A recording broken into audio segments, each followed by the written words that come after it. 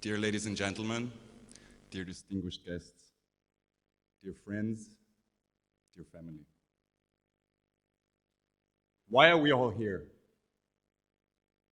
I must admit, I often ask myself that in those lonely hours at night, when working on making this conference happen year after year after year. Why are we doing all of this? There are many conferences happening in a calendar year. Most have bigger budgets than us. Most can host more participants and more powerful people than us. And countless ones are even happening as we speak. So why another one? There should probably come a very inspiring sentence right now. But to be completely frank with you, it's pretty simple. Because we're tired of it. Well, at least I am.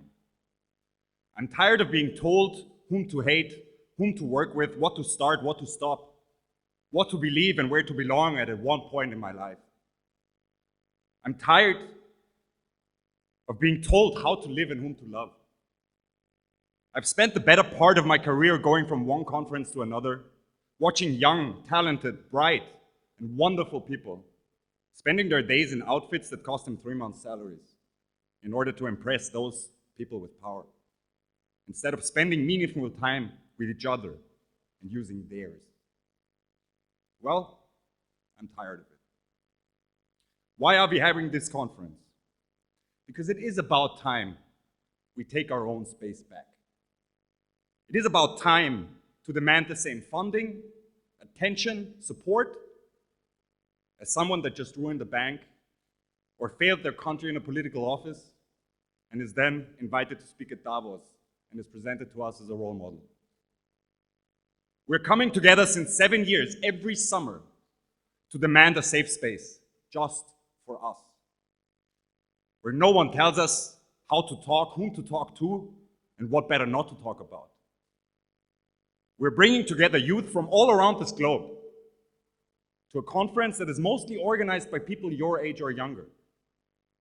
Because we think it is you who deserve the spotlight, room, and time to do something fantastic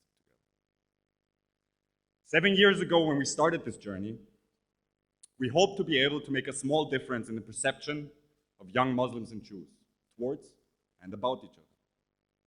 7 years later, we have understood that much more is at stake than just how we see each other. I am tired of watching people being hurt and then being told that we can't do anything about it. Our generation has the unique chance and tools to bring people together and get something done. And you have answered this call. Your youth, your students, your civil society, and your leaders. Your activists, your academics, and your journalists and entrepreneurs. You are everywhere.